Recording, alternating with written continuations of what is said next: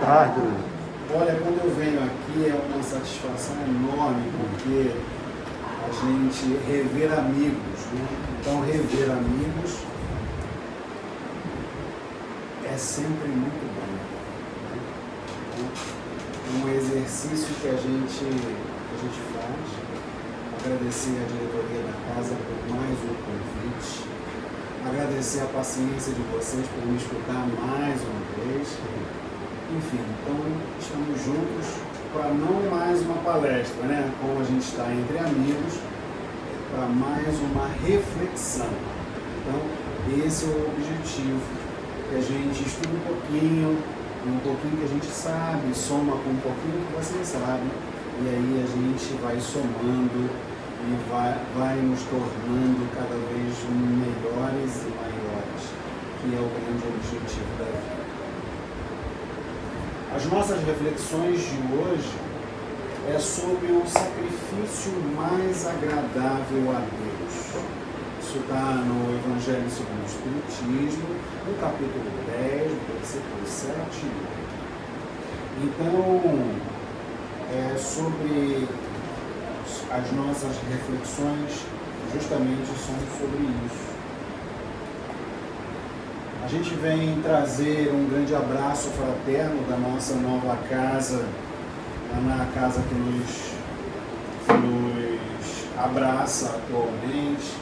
É também uma casa franciscana. O nome dela é a EFA, é a Associação Espírita Francisco de Assis. Ela fica ali em Higienópolis, na capital Bragança, número 82. É uma casa de 75 anos, né, de muito trabalho, um trabalho com Jesus, um trabalho com a espiritualidade melhor e com o patrono Francisco de Assis. A primeira reflexão que fazemos na tarde de hoje é assim: faça o melhor com o que tem hoje, né? Porque muitas das vezes a gente quer fazer muito e às vezes não dá para fazer hoje. Aí a gente não faz nada, né? A gente tem que fazer o melhor com o que tem hoje, enquanto não temos condições melhores para fazer melhor ainda. Entende isso? Quando eu ganhar na Mega Sena, tem que ser o da virada. Eu vou climatizar o cantinho, né? Vou fazer 5 andares do cantinho. Mas às vezes, quando eu venho para o cantinho, eu não trago nem o quilo do alimento perecível. Você entende isso? A gente fica só né? E às vezes a gente esquece de fazer só o básico, que está ao nosso alcance, que enquanto eu não tenho condições melhores de fazer, melhor ainda. Então, uma reflexão forte do Mário Sérgio Cortella, que é um filósofo, que traz para que a gente possa refletir, analisar isso em todos os pontos da nossa vida, na nossa família, no nosso trabalho, na nossa casa. Vamos fazer o melhor que está ao meu alcance. Se eu estou fazendo uma carne moída, né, para aquele que ainda usa carne moída, por que não colocar uma cenourinha, né? Não fica melhor? O marrom da carne, um laranja da cenoura, né? O melhor que você consegue colocar ali, às vezes não tem alho, a gente faz com cebola, né? Mas é isso, é o melhor que você tem, né? Se você quiser todos os ingredientes melhores possíveis, você acaba não fazendo a carne moída, né? Então, é uma reflexão que a gente possa fazer o que está ao nosso alcance. O que eu consigo fazer hoje de melhor para o meu irmão, para mim, e às vezes para o meu próximo, que às vezes o próximo deita do meu lado, né? ou está do quarto do lado, ou que dorme na sala. Né? Às vezes o próximo não sai nem da porta. Então é uma reflexão, uma primeira reflexão. O Zé estava falando do clima, realmente o clima é um ponto muito importante de criarmos, né? de pensarmos, de refletirmos sobre o clima, né? E nós, o que estamos fazendo, né? A gente, é 2050, 2100, não vai estar habitado. E eu hoje? O que eu estou fazendo para um clima melhor? Estou gastando menos água, né? Estou economizando a água dentro da minha casa, do meu núcleo ali, porque o mundo só vai se tornar melhor quando todos nós estivermos melhores, mas não quando o outro estiver melhor, quando eu estiver melhor. Então, quando eu fizer melhor, plantar uma árvore, economizar na água, né? Usar conscientemente a água, os recursos naturais, aí sim a minha contribuição, por menor que seja, se tornará nós todos juntos num processo gigante. A fé inabalável é somente aquela que pode encarar a razão face a face em todas as épocas da humanidade. É uma fé raciocinada que Kardec traz para a gente, que é justamente essas nossas reflexões. De que não só ligado à fé em relação diretamente a Deus, porque tudo isso está conectado. O clima, o planeta, Deus, o universo, mas que a gente sabe que nada está fora do controle, né? Nada está fora do controle de Deus. Porque num universo imenso desse, só o planeta Terra que vai se perder, né? Se o Luiz não fizer a parte dele, neste planeta, que vai ser regenerado, ele vai. Se o Luiz não está de acordo com ele simplesmente sai. Ele vai para um mundo dentro das condições dele. Primitivo. Nós não tivemos nossos irmãos exilados de capela que eles não conseguiram ficar lá. E vieram para cá, ainda no mundo em desenvolvimento primitivo, para ajudar. E se nós não estivermos em condições de ficarmos aqui, se não fizermos a nossa parte aqui, a gente vai para um mundo em desenvolvimento. Entende? Lá não tem, né? Está em desenvolvimento, não tem ar-condicionado, não tem ventilador, né?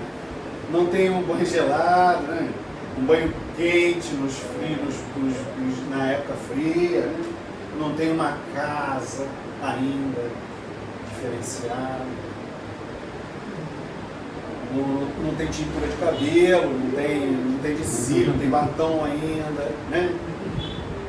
Não tem um carro com ar-condicionado, não tem nem ônibus, né? Nem transporte, nem saneamento básico. Aí a gente fica assim, nossa, a gente já avançou bastante. Agora volta a avançar aonde?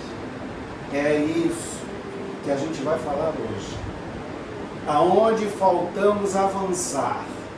Se já avançamos em muitos aspectos materiais, aonde precisamos avançar?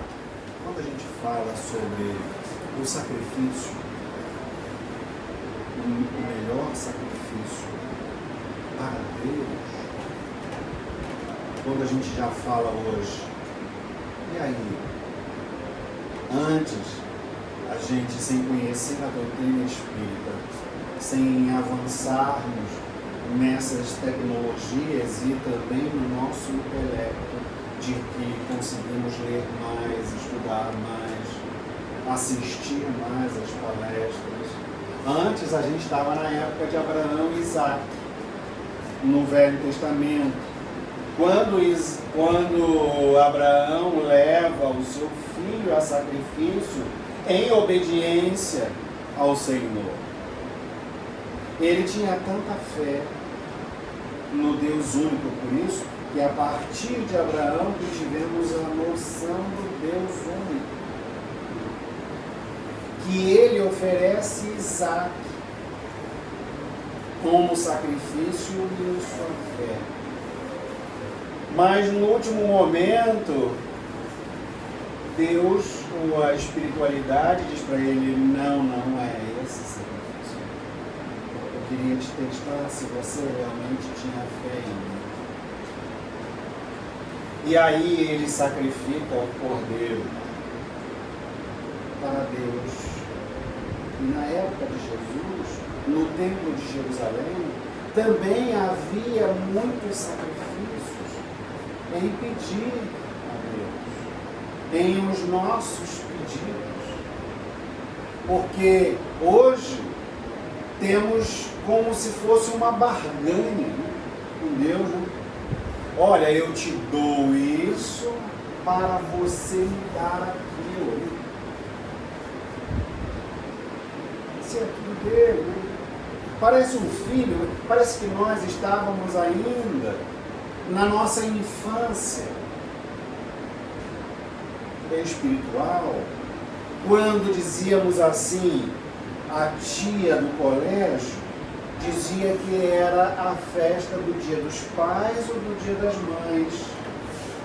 A criança tem recurso para levar o presentinho? Então quem é que pagava o presentinho do dia das mães ou do dia dos pais? Os próprios pais, concordam? Então os pais davam o recurso deles para as crianças levarem para o colégio, fazerem o presentinho, e o presentinho voltava ao mestre, para os pais. Bem infantil, não? Hã? O dinheiro já era dos pais, o recurso já era deles, e o presente só voltou. E a criança volta como? Olha o meu presente. Para você, meu pai, ou para você, minha mãe. Não é assim? O sentimento da criança é como se ela tivesse feito todo o trabalho. E olha só, quando a gente oferece um sacrifício material a Deus, tudo já é dele. Por que eu vou oferecer o que já é dele? Qual o recurso disso? E não é esse sacrifício. E muitas das vezes a gente pedia ou fazia as oferendas para sairmos vitoriosos na guerra, para sairmos vitoriosas nos plantios, nas colheitas. Oferecia crianças, animais. E quando Jesus veio, ele disse: eu não vim destruir a lei, mas em si, prática, esclarecer, nos orientar, porque ele é o caminho, ele é a verdade, e ele é a vida. Então é por ele. Então é por esse caminho de que alguém que já percorreu há muito tempo tem o know-how de nos guiar nesse caminho, porque tem a verdade nesse caminho, tem a fé raciocinada que hoje conseguimos interpretar com a ajuda dos amigos espirituais um pouco mais o que Jesus, através da doutrina espírita, o que Jesus queria dizer com aqueles pensamentos, com aquelas interpretações de situações simples do dia a dia. Ele tirava ensinamentos eternos que até hoje né, como um tonel de suco concentrado, que a gente tem que ir diluindo para que a gente possa compreender, enquanto não temos condições melhores de entender melhor ainda. Porque quanto mais a gente sabe, a gente vê que ainda tem mais coisa para saber, para conhecer, para interpretar, para diluir. Eu não tinha percebido dessa forma, percebi dessa. Assim a gente vai. Então, o sacrifício não é mais do novilho, né? O sacrifício agora é espiritualizado, né? Não é mais de fora que estamos falando, né? O sacrifício agora interiorizamos esse sacrifício. Interiorizamos? Como é isso? Como é que eu consigo sacrificar internamente? E muitas das vezes algumas seitas sacrificavam o próprio corpo, né, em busca de uma santidade, porque eles achavam que mutilando o próprio corpo, trazendo os sacrifícios para o externo, conseguiriam consertar o interno. Só que é o inverso. Só consertando internamente conseguimos santificar o externo. E aí Mateus diz assim lá no capítulo 5, vai primeiro e reconcilia-te com o teu irmão. Porque nós todos estamos num processo de evolução, independente, uns mais, outros menos. E quando a gente ora, perdoai as nossas ofensas, assim como nós perdoamos aqueles quem nos ofendeu, quem nos tem ofendido, não é assim, o Pai Nosso? Uma parte dele. E aí, quando a gente chega nessa parte, a gente está fazendo a nossa parte? Será que a gente está perdoando o meu irmão antes de que no final eu faça os meus pedidos, a minha oferenda? Ou é só venha a nós, o vosso reino nada? Então a gente já saiu dessa infância. A gente não temos mais 5 anos. A gente já não leva o presente para o pai dele mesmo. Ele é que pagou, ele é que, né? Ou o presente do Dia das Mães com o próprio recurso dela. Então, quando a gente ora, a gente tem que orar com os nossos melhores sentimentos e fazendo o que de melhor tenho, para que eu não, ainda que não tenha condições de fazer melhor ainda. A minha parte está sendo feita. Eu estou me reconciliando com o meu irmão. Reconciliar, gente, com o meu irmão não é sentar na mesa com o meu adversário, não. Eu tenho as minhas dificuldades com o meu adversário, tenho, mas reconciliar com o adversário não é sentar na mesma mesa. Reconciliar com o adversário não é ter o mesmo sentimento de amor que eu tenho com uma pessoa que eu estimo. Reconciliar com o adversário é não desejar o mal ao adversário. É ficar feliz com as conquistas boas que ele conquista. Porque quando eu sento na mesa com o meu adversário, eu não tenho o mesmo sentimento com uma pessoa. Mas eu tenho que trabalhar dentro de mim,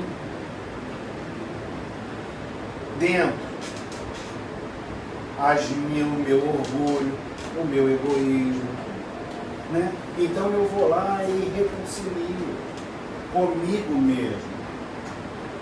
Enquanto eu não tenho condições melhores de fazer melhor ainda, de cumprimentá-lo, de sentar à mesa, de estar no mesmo ambiente. Você entende isso? Eu faço o melhor que eu posso enquanto eu não tenho condições de fazer melhor ainda. Mas essa melhora é contínua. É um processo contínuo de melhora, por isso que estamos nos burilando. E aí entra essa figura do centauro, quem não conhece? É da mitologia grega, que é parte homem e parte animal, né?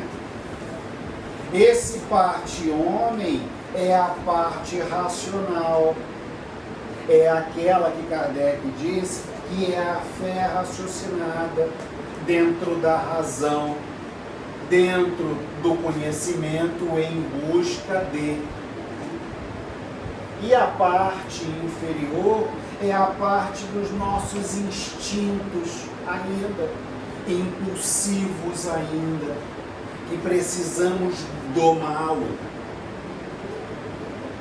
E já domando esses nossos sentimentos, pela nossa conquista superior de razão e de fé, é que temos o processo de elevação espiritual. Aqui mesmo. Não precisamos desencarnar para granjearmos lugares maiores e melhores. Porque o sentimento, a salvação, o bem-estar e a paz conquistamos dentro e não fora.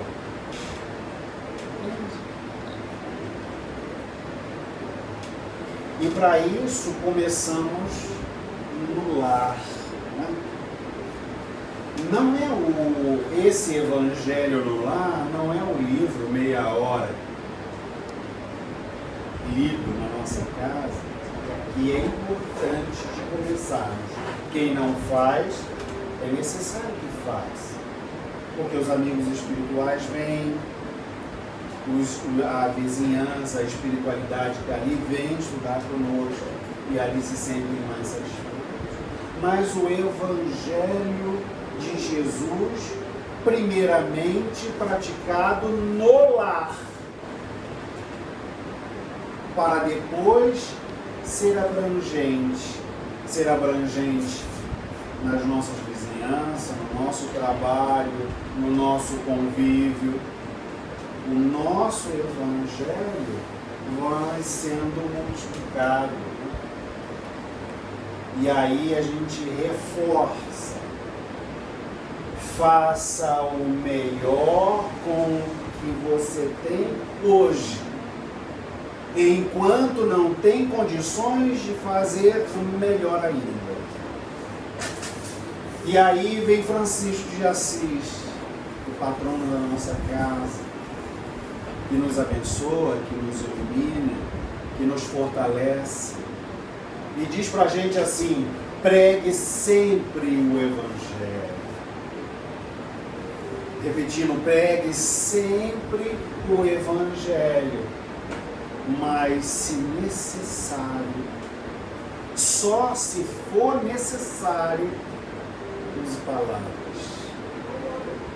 Isso significa que precisamos burilar em nós as nossas atitudes, o nosso comportamento, melhorando a cada dia, enquanto não temos condições de fazer melhor ainda.